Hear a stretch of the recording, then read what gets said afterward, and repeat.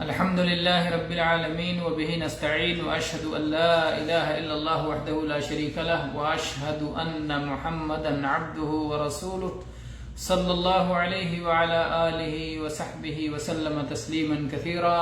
أما بعد، قال شيخ الإسلام محمد بن عبد الوهاب رحمه الله في كتاب التوحيد فيما هو حق لله على العبيد، قال: باب ما جاء في التنجيم. قال البخاري رحمه الله في صحيحه: قال قتادة: خلق الله هذه النجوم لثلاث: زينة للسماء ورجوما للشياطين وعلامات يهتدى بها، فمن تأول فيها غير ذلك أخطأ وأضاع نصيبه وتكلف ما لا علم له به. انتهى. گرامی قدر خواتین و حضرات، کتاب التوحید شیخ محمد بن عبد الوہاب رحمہ اللہ کا سلسلہ وار درس جاری ہے، جس میں آج ہم اس باب کو پڑھیں گے، باب ما جاء فی التنجیم. اس مسئلے کا بیان کہ تنجیم کے تعلق سے، تنجیم یہ نجم سے ہے، تاروں سے متعلق جو علم ہے، جس کو اردو میں علم نجوم سے تعبیر کرتے ہیں. علم نجوم سے متعلق شریعت میں کیا حکم آیا ہے، کیا وعید آئی ہے، اس کے بارے میں شریعت کیا کہتی ہے. علم نجوم کے تعلق سے اہل علم نے کہا کہ اس کی دو قسمیں ہیں، ایک علم تأثیر اور ایک علم تسعیر. علم تأثیر حرام ہے اور علم تسعیر جائز ہے. علم تسعیر یہ ہے کہ تاروں کے ذریعے سے قبلہ معلوم کیا جائے، تاروں کے ذریعے سے موسم کے حالات کا ایک اندازہ لگایا جائے، تاروں کے ذریعے سے سمت وغیرہ معلوم کیا جائے، تو یہ سب علم تسعیر ہے. اور ایک علم تأثیر ہے کہ گویا آسمانی حالات، یعنی تاروں پر جو مختلف حالات آتے ہیں، اس کی وجہ سے زمین پہ کچھ اثرات پیدا ہوتے ہیں. یہ جن لوگوں کا کہنا ہے یہ سراسر حرام ہے اور توحید کے خلاف ہے اور غیب دانی کا دعویٰ ہے اور جادو کی قسموں میں سے ہے، اور یہی ممنوع ہے.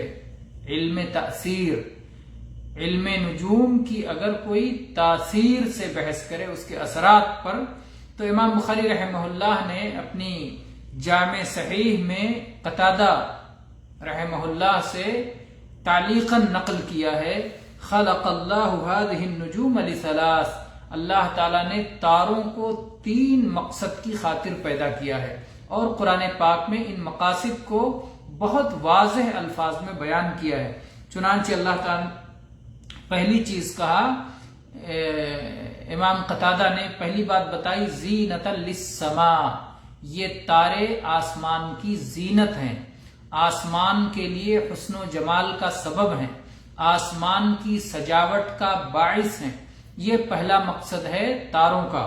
اور قرآن پاک میں اللہ تعالیٰ نے سورہ ملک میں یہ بات فرمائی ہے، فرمایا: وَلَقَدْ زَيَّنَّا السَّمَاءَ الدُّنْيَا بِمَصَابِيحَ.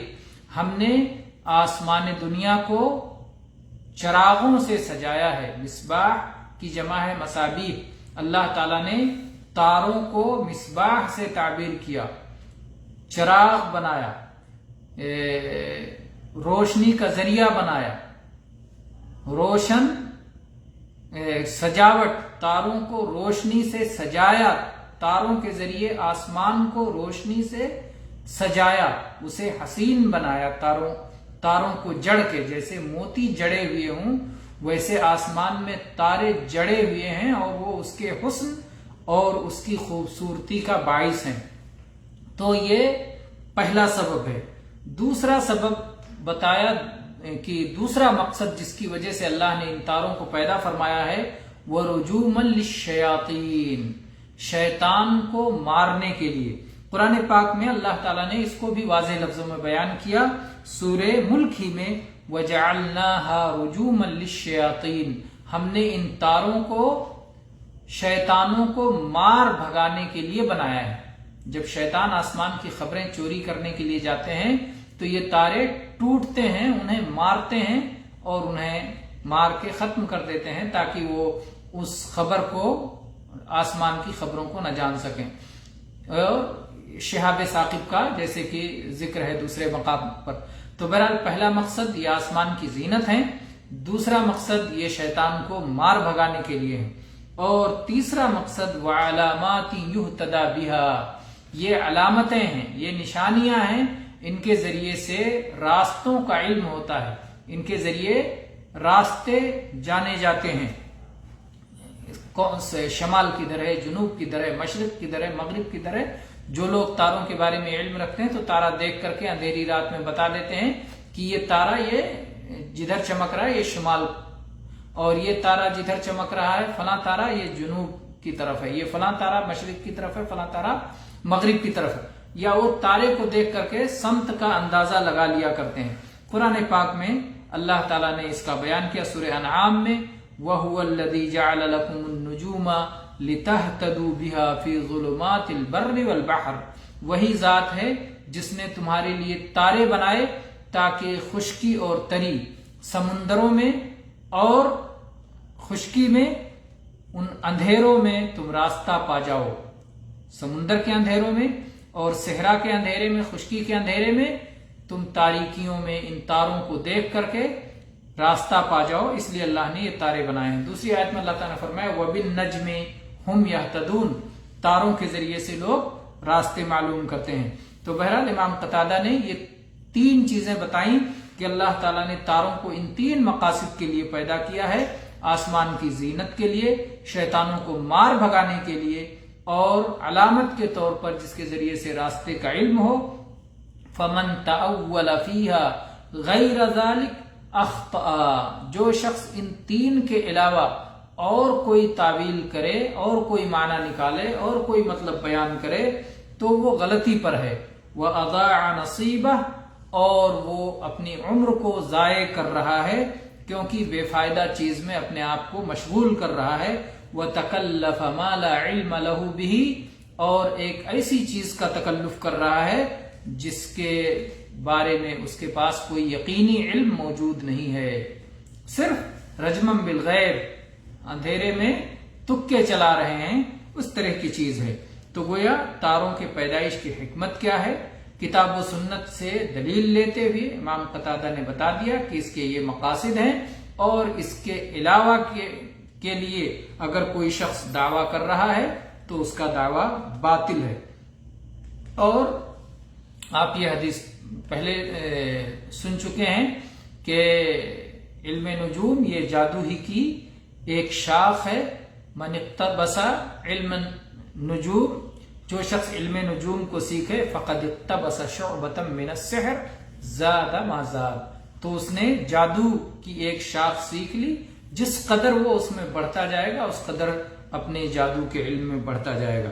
تو بہرحال اس امام بخاری سے جو یہ روایت ذکر کی، اس میں تاروں کے پیدائش کی حکمت کیا ہے یہ ہمیں معلوم ہوا، اور اسی طرح سے یہ معلوم ہوا کہ حق و باطل میں امتیاز کے لیے ہمیں کتاب اللہ اور سنت رسول صلی اللہ علیہ وسلم کی طرف رجوع کرنا چاہیے۔ جو ان دو حقیقی مصدر کو چھوڑ کر کسی اور طرف جائے گا وہ غلطی میں مبتلا ہو جائے گا۔ اس کے بعد میں شیخ الاسلام فرماتے ہیں وَكَرِهَ قَتَادَةُ تَعَلُّمَ مَنَازِلِ الْقَمَرِ وَلَمْ يُرَخِّصْ ابْنُ عُيَيْنَةَ فِيهِ ذَكَرَهُ حَرْبٌ عَنْهُمَا وَرَخَّصَ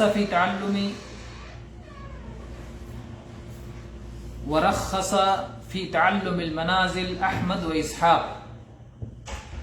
امام قتادہ نے چاند کے منازل کے سیکھنے کو بھی مکروہ جانا ہے، اور ایسے ہی سفیان ابن عیینہ نے بھی اس میں رخصت نہیں دی ہے، جبکہ امام احمد اور امام اسحاق نے تاروں کے منازل کا علم سیکھنے کی رخصت دی ہے۔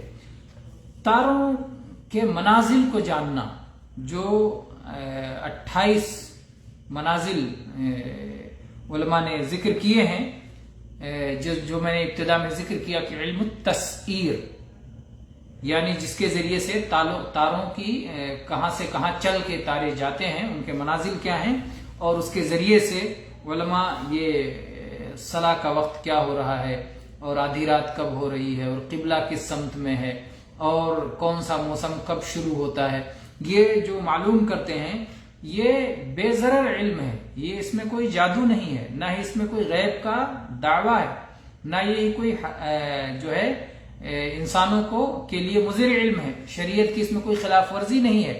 اس کے باوجود اس میں علماء نے اختلاف کیا ہے۔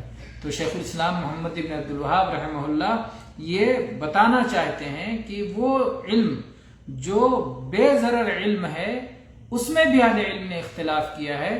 گویا اہل علم چاہتے ہیں کہ وہ راستہ ہی بند ہو جائے جس راستے کی وجہ سے لوگ علم تاثیر، علم نجوم کے ممنوع علم تک پہنچتے ہیں، تو ابتدا ہی اس کی راستہ بند کر دیا جائے تاکہ وہاں تک کوئی نہ جائے۔ علم تاثیر تو پوری طرح گمراہی ہے اور انتہائی خطرناک ہے۔ اس کے بعد میں ایک حدیث ذکر کرتے ہیں، وعن ابی موسیٰ رضی اللہ عنہ قال قال رسول اللہ صلی اللہ علیہ وسلم ثلاثة لا يدخلون الجنة مدمن الخمر وقاطع الرحم ومصدق بالسحر، رواہ احمد وابن حبان فی صحیح۔ ابو موسیٰ اشعری رضی اللہ عنہ فرماتے ہیں کہ اللہ کے رسول صلی اللہ علیہ وسلم نے فرمایا کہ 3 لوگ جنت میں نہیں جائیں گے۔ ایک وہ شخص جو شراب کا عادی ہے، ہمیشہ شراب پیتا ہے، موت تک شراب پیتا رہا، تو شراب کا عادی شخص جس نے شراب پینے سے توبہ نہیں کی اور اسی پر مر گیا، اور قطع رحمی کرنے والا جو کہ رشتوں کا حق ادا نہیں کرتا، اور جادو کی تصدیق کرنے والا جس میں سے ایک جادو علم نجوم کے ذریعے سے بھی کیا جاتا ہے، تو اس کی تصدیق کرنے والا یہ جنت میں نہیں جائیں گے۔ اور آپ جانتے ہیں کہ یہ حدیث وعید کے متعلق ہے، اور وعید کی احادیث کے بارے میں اہل علم کہتے ہیں امروہا کما جاءت، کہ جیسے یہ حدیث آئی ہے اسی طرح سے اس حدیث کو بیان کیا جائے تاکہ لوگوں کو تحذیر ہو، تنبیہ ہو، اور لوگ اس سے ڈریں اور خوف کھائیں اور ایسے اعمال سے دور رہیں جو کہ جہنم میں لے جانے کا سبب ہے اور جنت سے ہٹانے کا سبب ہے، تاکہ لوگ اس سے بچیں۔ تو 3 چیزیں، شراب کا عادی اور رشتوں کا توڑنے والا اور جادو کی تصدیق کرنے والا، یہ جنت میں نہیں جائیں گے۔ تو اس سے یہ معلوم ہوتا ہے کہ علم نجوم کا سیکھنا حرام ہے اور یہ کبیرہ گناہ ہے، اور یہ اس جادو میں داخل ہے کہ جس کی تصدیق درست نہیں ہے، جو اس کی تصدیق کرے گا وہ جنت میں نہیں جائے گا۔ اسی طرح سے یہ معلوم ہوا کہ ہر طرح کے جادو کو جھٹلانا ضروری ہے، اس کی تصدیق نہیں کی جائے گی۔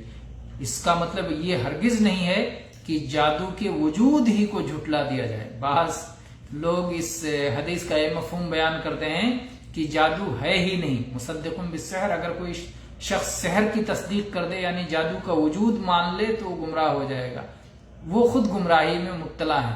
جادو برحق ہے یعنی جادو کا وجود برحق ہے، جادو موجود ہے دنیا میں، اسی لیے جادو کے سیکھنے اور سکھانے سے روکا گیا۔ اگر وہ موجود ہی نہیں ہوتا تو پھر مسئلہ کیا تھا؟ تو جادو کا وجود برحق ہے اور وہ ایک مسلمان کے لیے سیکھنا اور سکھلانا حرام ہے، اور اگر کوئی شخص جادوگری کرتا ہے تو اس کی سزا اسلام میں یہ ہے کہ اس کی جان مار دی جائے اور اسے قتل کر دیا جائے، کیونکہ اس کے شر سے اس کے بغیر محفوظ نہیں رہا جا سکتا ہے۔ واللہ تعالی عالم، وصلی اللہ علی نبینا وسلم، والحمد للہ رب العالمین۔